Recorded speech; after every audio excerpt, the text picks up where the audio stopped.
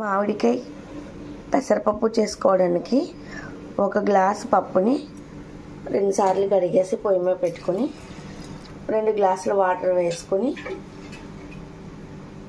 ఒక 2 నిమిషాల పాటు ఉడికించుకోవాలి.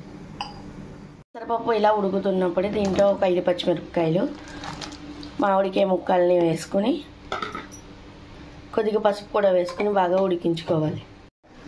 ఇలా పప్పు మామిడికాయ మొత్తం ఉడికిపోయిన తర్వాత దీంట్లో 1 స్పూన్ కారం వేసుకోవాలి.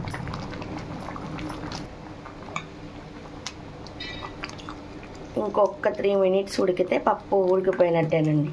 ఉడికిన తర్వాత ఇప్పుడు తాలింపు వేసుకుందాం. దీంట్లోనే రుచికి సరిపడగా ఉప్పు వేసుకొని ఒకసారి కలుపుకోవాలి.